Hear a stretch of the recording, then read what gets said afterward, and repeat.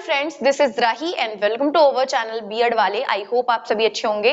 और आज की इस वीडियो में हम बहुत ही ज्यादा इंपॉर्टेंट टॉपिक डिस्कस करेंगे, जिसमें हम बात करने वाले हैं मैकाले के विवरण पत्र 1835 की, जिसमें हम ये देखेंगे कि किस तरीके से जो मैकाले है वो अंग्रेजी शिक्षा को प्रमोट करता है और जो भारतीय साहित्य है, जो अरबी है, जो फारसी है या संस्कृत है, जो हिंदी है, उसको किस तरीके से मतलब विवाद करता है उसका, और कहता है कि नहीं भाई, जो प्राच्य मतलब या फिर हम कह सकते हैं जो भारतीय साहित्य है वो बुरा है और जो अंग्रेजी साहित्य है या फिर जो भी इंग्लिश लिटरेचर है वो बहुत ज्यादा अच्छा है। जो लॉर्ड मैकाले था वो अंग्रेजी का विद्वान था, उसको अंग्रेजी शिक्षा बहुत ही ज्यादा अच्छी लगती थी, इसलिए भारतीय शिक्षा में जो अंग्रेजी का कॉन्सेप्ट है वो भी लॉर्ड मैकाले ही लेके आया था। इसने एक सिद्धांत दिया, अधोलिखित निस्यंदन का सिद्धांत, उसको भी समझेंगे। ये बहुत ही ज्यादा महत्वपूर्ण टॉपिक होने वाला है जिसको हम डिटेल में जानेंगे। अब देखिए, अभी जब हम लोग ये विवरण पत्र देखेंगे तो उसमें एक कॉन्सेप्ट आएगा 1813 का चार्टर एक्ट। हम अगर आप लोग बोलेंगे तो उस पर एक अलग से वीडियो बन जाएगी, लेकिन इस विवरण पत्र को समझने के लिए हमें 1813 का चार्टर एक्ट कहां से स्टार्ट हो रही हैं चीजें, वो बहुत जरूरी हो जाता है समझना, वरना हम कंफ्यूज होकर रह जाते हैं कि आखिर ये चल क्या रहा है। बीच में हम ये भी थोड़ा सा समझेंगे कि प्राच्य और पाश्चात्य विवाद क्या था, उसको भी जानेंगे। देखिए, हम लोग वहां से चलते हैं जहां से सबको नॉर्मली पता होता है कि भारत में ईस्ट इंडिया कंपनी मतलब अंग्रेज आए, ईस्ट इंडिया कंपनी उन्होंने व्यापार के उद्देश्य से खोली, ठीक है, ये सबको मालूम है। तो हम ये देखते हैं कि जब अंग्रेज भारत आते हैं तो वो अपना मतलब स्थापित करना शुरू करते हैं अपनी कंपनी को, और उनको आए हुए बहुत ज्यादा वर्ष हो जाते हैं, मतलब बहुत सारा टाइम उन्होंने बिताया भारत में। तब क्या हुआ, भारत के एक स्टेट जिसको हम बंगाल कहते हैं, बंगाल पे इन्होंने अपना अच्छा खासा स्वामित्व बिठाया, बहुत ही ज्यादा अधिकार कर लिया, राजनीतिक अधिकार कर लिया। मतलब इतने टाइम तक रहने के बाद में भारत में इन्होंने बंगाल जो राज्य है उसमें इन्होंने अपने जो थे राजनीतिक अधिकार बिठा लिए। वहां पे इन्होंने मतलब पूरी तरीके से इन्होंने अधिकार नहीं किया था, धीरे धीरे करके 1772 तक इन्होंने अपना पूरा अधिकार बिठाया। उससे पहले इन्होंने मीर जाफर, मीर कासिम, मीर जाफर, इस तरीके से मतलब चीजें चलती नहीं। फिर 1772 ईस्वी में बंगाल पे इन्होंने पूरी तरीके से अपना अधिकार, राजनीतिक अधिकार जमा लिया। लेकिन जो ईस्ट इंडिया कंपनी थी उसको सीक्वेंस में, उसको अच्छे मतलब सुटेबल ढंग से चलाने के लिए जो ब्रिटिश संसद थी वो क्या करती थी, बीच बीच में चार्टर एक्ट पारित करती थी। और इस चार्टर एक्ट को कब कब पारित किया जाता था, तो भाई 20-20 वर्षों में चार्टर एक्ट पारित होते रहते थे, चीजें अपडेट होती रहती थी कि कैसे हमें कंपनी को चलाना है, किस तरीके से चीजें काम करने वाली है, ठीक है। तो बीच बीच में जब चार्टर एक्ट आते थे तो कई सारे चार्टर एक्ट ब्रिटिश संसद के द्वारा पारित किए गए, जिसमें हम लोग देखते हैं 1773 का, फिर 1793 का, फिर 1813 का, 1833 का, ऐसे 20-20 वर्षों के बाद में चार्टर एक्ट आते रहे। उसमें 1813 का भी एक चार्टर एक्ट था। देखिए, पीछे नहीं चलते हैं, मैं आपको कुछ बेसिक चीजें बता रही हूं जिससे कि आपको कंफ्यूजन ना हो। अगर आप बोलेंगे तो हम लोग 1813 का चार्टर एक्ट अलग से डिस्कस कर लेंगे, ठीक है। लेकिन यहाँ पे क्या है, 1813 का जो चार्टर एक्ट है उसमें क्या क्या बातें कही गई, उसमें कंपनी को लेकर बहुत सारी बातें की गई, लेकिन शिक्षा को लेकर ये बात कही गई, शिक्षा के लिए 1 लाख फंड की बात कही गई 1813 के एक्ट में। और भी कई सारी बातें थी कि जैसे जो ईसाई मिशनरी थे उनको प्रचार करने की स्वतंत्रता थी, जो ब्रिटिश मतलब व्यापारी थे या इंजीनियर थे उनको भारत आके काम करने की स्वतंत्रता थी। और कंपनी का एकाधिकार समाप्त कर दिया गया था कि जो अदर लोग थे, मतलब और भी जो लोग थे वो भारत आके काम कर सकते थे, अपनी कंपनी लगा सकते थे, व्यापार कर सकते थे। तो ऐसी बहुत सारी चीजें कही गई 1813 के चार्टर एक्ट में। लेकिन हमारे लिए एक मतलब एक इंपॉर्टेंट चीज ये है, क्योंकि हम शिक्षा के लेवल पे देख रहे हैं, तो हमारे लिए ये चीज इंपॉर्टेंट है कि 1813 के चार्टर एक्ट में भाई ये कहा गया था कि शिक्षा के लिए 1 लाख जो था वो फंड दिया गया था। ब्रिटिश संसद का ये कहना था कि शिक्षा पे जो भी लगाया जाएगा, जो पैसा लगाया जाएगा वो 1 लाख रुपए है, ठीक है। तो इतना कॉन्सेप्ट है, ये समझ में आ गया होगा आपको। अब हम आगे चलते हैं कि लॉर्ड मैकाले कौन सा। ये याद रखिएगा कि भाई 1813 का जो चार्टर एक्ट था उसमें ये बात कही गई थी कि ये जो 1 लाख रुपए है शिक्षा के लिए वो किस तरीके से लगाए जाएं या किस तरीके से व्यय किए जाए, भारतीय शिक्षा पे किस तरीके से लगाए जाए। दूसरा, इसमें एक चीज और थी, साहित्य की बात की गई थी, साहित्य शब्द का इस्तेमाल किया गया था। तो जो प्राच्य और पाश्चात्य विवाद था वो इसी बात को लेके था कि ये जो भारत के लोग हैं उनकी शिक्षा किस भाषा में होनी चाहिए, किस तरीके से होनी चाहिए। तो वो सारी चीजों में विवाद छिड़ा हुआ था और उस विवाद को सॉल्व करने के लिए ही लॉर्ड मैकाले को ब्रिटेन से यहाँ भारत में बुलाया गया था। ठीक है, क्लियर है कि नहीं क्लियर है? तो कुल मिलाके बहुत सारी चीजें हैं। 1813 का ये जो चार्टर एक्ट था, इसी से हमारा प्राच्य और पाश्चात्य विवाद शुरू हुआ। ये प्राच्य और पाश्चात्य विवाद क्या था, वो इसी बात को लेकर था कि जो शिक्षा है वो किस भाषा में दी जानी चाहिए, है ना। वो सारी चीजें थी कि अंग्रेजी भाषा में दी जाए, संस्कृत भाषा में, हिंदी भाषा में दी जाए। साथ ही में ये जो 1 लाख रुपए कहे गए हैं वो किस तरीके से शिक्षा पे खर्च किए जाएंगे, और इसमें जो साहित्य शब्द का इस्तेमाल किया गया है वो अंग्रेजी के लिए किया गया है या संस्कृत, हिंदी, अरबी, फारसी के लिए किया गया है। ऐसी बहुत सारी चीजें थी जिसके पीछे प्राच्य और पाश्चात्य विवाद चल रहा था। ठीक है, अब इतना कॉन्सेप्ट समझ आया। अब हम लोग ये समझते हैं मैकाले का विवरण पत्र आखिर था क्या 1835 ईस्वी में। अब देखिए इनका पूरा नाम क्या था लॉर्ड मैकाले का। लॉर्ड मैकाले का पूरा नाम था थॉमस बेबिंगटन मैकाले। अब इनको हम लोग लॉर्ड मैकाले भी कहते थे। कुछ लोगों के मन में ये सवाल आ रहा होगा कि आखिर ये लॉर्ड मैकाले थे कौन। देखिए 1835 ईस्वी में क्या था, ना तो ये बंदा वायसराय था, ना तो गवर्नर जनरल था। ये आखिर कौन था? देखिए 1835 में लॉर्ड विलियम जो बेंटिक थे वो गवर्नर जनरल थे, ठीक है। और उन्हीं ने क्या किया था, लॉर्ड मैकाले को बुलाया था। भारतीय मतलब भारत आए थे, और भारत आए थे कौन? Lord Macaulay. किसके लिए? कानूनी काउंसिल के लिए आए थे। कानूनी काउंसिल सलाहकार के रूप में बन के आए थे लॉर्ड मैकाले। और इन्हें किसने बुलाया था? तो लॉर्ड विलियम बेंटिक ने बुलाया था, जो उस समय गवर्नर जनरल थे। ठीक है, अब क्या था, ये अंग्रेजी के विद्वान थे क्योंकि मैकाले को अंग्रेजी साहित्य, इंग्लिश लिटरेचर बहुत ही ज्यादा प्रिय था और ये प्रमोट भी करते थे। अभी आगे हम ये देखेंगे कि ये जो मतलब संस्कृत भाषा है, अरबी भाषा है, हिंदी भाषा को डिस्करेज करते हैं। जितना भी भारतीय साहित्य है उसको इन्होंने कूड़ा कह डाला।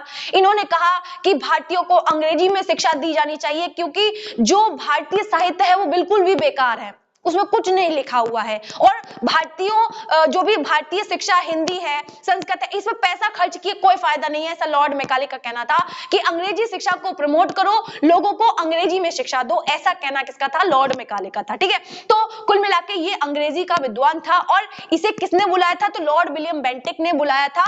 कानूनी काउंसिल सलाहकार बनके ये भारत आया था। कौन? Lord Macaulay. ठीक है, अब जब ये आया तो प्राच्य और पाश्चात्य विवाद उग्र था। अभी मैंने कहा भैया प्राच्य और पाश्चात्य विवाद क्या था? यही तो था कि जो भारतीय लोग हैं उनको किस तरीके से शिक्षा दी जानी चाहिए। और जो चार्टर एक्ट पारित हुआ था 1813 ईस्वी में, उसमें जो 1 लाख रुपए फंड दिया गया था तो उसे किस तरीके से हम भारतीय शिक्षा पे खर्च करें उसकी बात थी। साथ ही में 1813 ईस्वी में साहित्य की बात की गई थी। तो वो जो साहित्य शब्द आया है वो अंग्रेजी साहित्य के लिए है या फिर हिंदी साहित्य की बात हो रही थी, उन सभी को लेकर बहुत सारे विवाद छिड़े हुए थे। अब क्या था, जो मैकाले था उसे लॉर्ड विलियम बेंटिक ने जब ये देखा कि भैया प्राच्य और पाश्चात्य विवाद बहुत ज्यादा उग्र रूप ले चुका है, तो लॉर्ड विलियम बेंटिक ने क्या किया, लॉर्ड मैकाले को बंगाल का क्या किया, लोक शिक्षा समिति का अध्यक्ष बना दिया, जो कि डिसीजन ले सके कि आगे क्या होना चाहिए। तो बेंटिक ने मैकाले से कहा कि भाई अब तुम्हें ही देखना पड़ेगा, तुम्हें डिसीजन लेना पड़ेगा। तो जो विलियम बेंटिक थे, लॉर्ड विलियम बेंटिक, उन्होंने मैकाले को लोक शिक्षा समिति का अध्यक्ष बना दिया बंगाल की। ठीक है, अब क्या हुआ, अब 1813 का जो चार्टर एक्ट था उसको मैकाले ने बड़े ही ध्यान से पढ़ा। उसमें जो प्राच्य लोग थे, जो भारतीय लोग थे या पाश्चात्य के समर्थक जो लोग थे, उनको क्या हुआ, मतलब पूरा पढ़ा। उनके जो तर्क थे, प्राच्य लोगों के भी जो मतलब कहते थे कि जो शिक्षा है वो संस्कृत में दी जानी चाहिए, हिंदी में दी जानी चाहिए, अरबी में दी जानी चाहिए, उनके सारे लेखों और तर्कों को पढ़ा। और पाश्चात्य, क्योंकि भाई ये तो पाश्चात्य विचारधारा का ही था मैकाले, तो इसको तो सपोर्ट करना ही था। तो सभी के तर्कों को, लेखों को देखा और उसके बाद में 8 फरवरी 1835 ईस्वी में मैकाले ने अपना एक विवरण पत्र दिया, जिसमें इसने बहुत सारी चीजों को माना और बहुत सारी चीजों को मतलब बताया कि किस तरीके से क्या क्या करना चाहिए और क्या क्या नहीं करना चाहिए। और ये जो 1 लाख रुपए कहे गए हैं शिक्षा के लिए, भारतीय शिक्षा के लिए, उसके क्या करना है उसको, या भारतीयों को शिक्षा किस माध्यम से देनी है, किस मीडियम में देनी है, वो सारी चीजें इसने कही। ठीक है, 1813 का जो चार्टर एक्ट आया था, आज्ञा पत्र आया था, उसमें 3 बातों को तो कहा ही गया था। अभी मैंने कहा कि 1 लाख की राशि कैसे खर्च की जानी चाहिए, दूसरा इसका था कि साहित्य शब्द का अर्थ क्या है, और तीसरा है भारतीय विद्वानों का संबंध कौन कौन से विद्वानों से है। तो 1813 के यही सारे मुद्दे थे जिनको मैकाले को सॉल्व करना था। तो मैकाले क्या करता है, प्राच्य और पाश्चात्य दोनों ही पक्षों को सुनता है, दोनों के तर्कों को, दोनों के लेखों को समझता है, एनालिसिस करता है, और फिर 8 फरवरी 1835 ईस्वी को अपना विवरण पत्र लोगों के सामने पेश करता है। और फिर क्या होता है कि मैकाले के विवरण पत्र में भारतीय शिक्षा हेतु सुझाव कौन कौन से थे, बहुत सारी चीजें कही मैकाले ने। उसमें शिक्षा को लेकर क्या सुझाव दिए, क्या कहा मैकाले ने, वो भी देखते हैं। भाई जो ये विवरण पत्र आया मैकाले का, उसमें मैकाले ने कहा कि प्राच्य पाश्चात्य विवाद के संबंध में तर्क दिए उन्होंने ये कहा कि ये जो धन राशि 1 लाख की है वो कंपनी अपने हिसाब से खर्च करेगी। अब इसको डिटेल में जानेंगे, अभी थोड़ा थोड़ा देख लीजिए कि प्राच्य पाश्चात्य विवाद के संबंध में तर्क में क्या कहा मैकाले ने कि कंपनी के हाथों में ये रहेगा कि कंपनी उस पैसे को किस तरह से खर्च करती है, उस पे कोई भी प्रतिबंध नहीं लगाएगा, कोई कुछ नहीं पूछेगा कि कंपनी ने उस पैसे को भारतीय शिक्षा पे किस तरीके से खर्च किया। ठीक है, कुल मिलाके ये जो मैकाले था वो प्राच्य शिक्षा के मतलब पक्ष में था। वो ये कहता था अंग्रेजी शिक्षा में ही लोगों को शिक्षा दी जानी चाहिए, क्योंकि हिंदी साहित्य उतना अच्छा है ही नहीं कि लोगों को पढ़ाया जा सके। ठीक है, दूसरी बात ये कही गई थी कि भाई साहित्य शब्द का अर्थ क्या है, यहाँ पे इस बात को लेकर विवाद था। तो इसने कहा कि आप लोगों को कोई गलतफहमी हो रही है कि साहित्य कहा गया है तो वो अंग्रेजी साहित्य की बात कही गई है, अंग्रेजी साहित्य की ही बात हुई है, हिंदी साहित्य या फिर कहीं पे भी हिंदी भाषाओं का, भारतीय भाषाओं का कहीं पे भी नाम और निशान नहीं है। साहित्य का मतलब अंग्रेजी साहित्य से है। ठीक है, बहुत अच्छे अच्छे विवाद दिए। और साथ ही में उन्होंने कहा कि जब यहाँ पे हम लोग ये देखते हैं कि 1813 ईस्वी में ये भी विवाद चल रहा था कि भारतीय विद्वानों का संबंध कौन कौन से विद्वानों से है, तो इस तर्क में जो लॉर्ड मैकाले है वो ये कहता है कि भारतीय विद्वानों का मतलब हम लोग पाश्चात्य के विद्वानों से लेते हैं। ठीक है ना भाई, भारतीय विद्वानों का मतलब क्या है, पाश्चात्य के विद्वानों से ले रहे हैं, ना कि भारतीय विद्वानों से। ठीक है, ये सब कौन कह रहा है, लॉर्ड मैकाले अपने तर्क दे रहा है। अभी हम लोग डिटेल में जानेंगे, थोड़ा थोड़ा समझिए अभी पहले क्या हो रहा है। शिक्षा का माध्यम अंग्रेजी होना चाहिए। इन्होंने कहा कि जो भी हिंदी साहित्य है वो पूरी तरीके से कूड़ा है, और इन्होंने कहा कि अंग्रेजी को ही शिक्षा का माध्यम बनाया जाना चाहिए। तीसरा पॉइंट इन्होंने कहा कि प्राच्य ज्ञान व साहित्य की शिक्षा निरर्थक है। जो संस्कृत है, जो हिंदी है, जो अरबी है, जो भी ज्ञान दिया जा रहा है उनके द्वारा, जो भी प्राच्य मतलब के माध्यम से दिया जा रही है, जो शिक्षा दी जा रही है, वो बिल्कुल भी निरर्थक है, उसका कोई यूज नहीं है लोगों के जीवन में। ये सारी बातें किसने कही, मैकाले ने कही। भारतीयों के लिए शिक्षा आवश्यक है। अंग्रेजी शिक्षा को प्रमोट किया मैकाले ने और कहा अंग्रेजी शिक्षा सभी लोगों के लिए जरूरी है, इसीलिए भारतीय शिक्षा में अंग्रेजी का होना बहुत ही ज्यादा आवश्यक है। अंग्रेजी संहिता बनाने का प्रयास किया गया, जो अंग्रेज हम कह सकते हैं अपने रूल एंड रेगुलेशन चला रहा था यहाँ पे मैकाले, और निस्यंदन का सिद्धांत भी इन्होंने दिया। और निस्यंदन का सिद्धांत इतना इंपॉर्टेंट है जिसमें मैकाले ने ये कहा था कि हमें उच्च वर्ग के लोगों को शिक्षित करना है, जो अमीर है, जो धनी है, उन लोगों को शिक्षित करो जो उच्च वर्ग के हैं, उच्च कुल के हैं, और नीचे वाले लोगों तक जो शिक्षा है वो छन छन के जाएगी। निस्यंदन का मतलब ही क्या होता है, फिल्टराइजेशन करना, यानी फिल्टर करना। वो कहता था कि उच्च वर्ग के लोगों को हम पढ़ाएंगे और हमें नीचे वाले लोगों को पढ़ाने की जरूरत ही नहीं होगी, क्योंकि जब निम्न वर्ग के लोग उच्च वर्ग के यहाँ काम करने आएंगे या उनके संपर्क में आएंगे तो शिक्षित हो जाएंगे। जो शिक्षा है वो छन छन के निम्न वर्ग तक पहुंच जाएगी अगर हम उच्च वर्ग के लोगों को पढ़ा देंगे। इस तरीके से इसने अपना निस्यंदन का सिद्धांत दिया। आई होप आपको कुछ मतलब चीजें समझ में आई होंगी, मतलब कुछ नहीं, हमें तो लगता है कि भाई समझ में आ गया होगा कॉन्सेप्ट। अब हम लोग इन वाली चीजों को डिटेल में पढ़ेंगे, तब ये विवरण पत्र पूरा हो जाएगा। तो चलिए अब हम लोग फटाफट से डिटेल में डिस्कस कर लेते हैं, जिससे आप लोगों की कंफ्यूजन और ज्यादा दूर हो जाए। अब हमने सबसे पहले बात की थी कि प्राच्य और पाश्चात्य विवाद के संबंध में तर्क। भाई हमने कहा कि 1813 ईस्वी का जो चार्टर एक्ट आया था, उसमें क्या था, 3 चीजों को लेकर बहुत ही ज्यादा मुख्य मुद्दे वो थे, जो 3 थे। मतलब वैसे तो बहुत सारी चीजों पे बात की गई थी, लेकिन 3 मुद्दे बहुत ज्यादा शिक्षा को लेकर मतलब बहुत ज्यादा इंपॉर्टेंट रहे, जिसमें हम ये देखते हैं कि वो जो 1 लाख रुपए का फंड था, वो जो धनराशि थी उसका व्यय कैसे हो, इस बात को लेकर विवाद छिड़ा हुआ था। साहित्य शब्द का अर्थ क्या है, इस बात को लेकर विवाद छिड़ा हुआ था। साथ ही में भारतीय विद्वानों का संबंध कौन कौन से विद्वानों से है, मतलब उसमें ऐसे 1813 के जो चार्टर एक्ट था, उसमें 43वां जो अनुच्छेद था, उसमें मतलब क्लियर नहीं हो पा रहा था कि भाई जो भारतीय विद्वान है वो किनके लिए कहा जा रहा है, प्राच्य जो विद्वान है उनके लिए या पाश्चात्य विद्वान है उनके लिए कहा जा रहा है। तो बहुत सारी कंफ्यूजन थी, जिस वजह से विवाद छिड़ा हुआ था। तो लॉर्ड मैकाले ने भैया इस चार्टर एक्ट की व्याख्या करते हुए इन तीनों ही प्रश्नों के उत्तर देते हुए क्या कहा है। सबसे पहले प्रश्न का उत्तर मैकाले ने दिया कि धनराशि को खर्च करने के संबंध में कंपनी पर कोई बंधन नहीं है, वो जैसे चाहे वैसे खर्च कर सकती है। अभी मैंने बताया ही थोड़ी देर पहले, थोड़ा डिटेल में जान रहे हैं कि भाई जो भी ईस्ट इंडिया कंपनी है वो जिस भी तरीके से पैसे खर्च करेगी शिक्षा के ऊपर, उससे किसी को कोई लेना देना नहीं होगा। उसका जैसा मन करेगा वो उस तरीके से शिक्षा पे पैसा व्यय करेगी। अगला क्वेश्चन था कि साहित्य शब्द का अर्थ क्या है। तो लॉर्ड मैकाले साहित्य शब्द को पूरा व्याख्या करते हुए डिटेल में समझाते हुए कहते हैं कि साहित्य शब्द का मतलब जो है वो अंग्रेजी साहित्य से, साहित्य इन लिटरेचर, जितना भी अंग्रेजी शिक्षा है उसको लेकर है, ना कि अरबी, फारसी और संस्कृत भाषा के लिए यहाँ पे बात की गई है। क्योंकि ये संस्कृत भाषा को जो प्राच्य संस्थाएं हैं, जो भी हिंदी, संस्कृत या अरबी, फारसी की शिक्षा दी जा रही है, ये उसको गवारू और अविकसित कहते थे। कौन? Lord Macaulay. इनको बिल्कुल भी पसंद नहीं था, इसीलिए ये प्राच्यवादियों के पक्ष में बिल्कुल नहीं थे, ये पाश्चात्यवादियों के पक्ष में थे और ये कहते थे कि ये जो प्राच्य संस्थाएं हैं, मतलब चल रही है, जहाँ पे अरबी, फारसी की शिक्षा दी जा रही है, इनको बंद करना चाहिए, इनमें एक भी पैसा नहीं देना चाहिए। अंग्रेजी शिक्षा को प्रमोट कर रहे हैं और कह रहे हैं अंग्रेजी शिक्षा में सभी को, क्योंकि कुछ लोग, इनका कहना था कि कुछ लोग इच्छुक हैं, मतलब पढ़ने के इच्छुक हैं अंग्रेजी, तो उनका सृजन करो, उन संस्थाओं को बनाओ जिसमें अंग्रेजी पढ़ाई जाए, और ये संस्थाएं बंद कर देनी चाहिए। जिसमें राजा राम मोहन राय एक मतलब थे जो बहुत ज्यादा इच्छुक थे अंग्रेजी पढ़ने के, तो इसलिए ये कहते थे। अब देखिए यहाँ पे तीसरा पॉइंट है कि भारतीय विद्वानों का संबंध कौन कौन से विद्वान से है।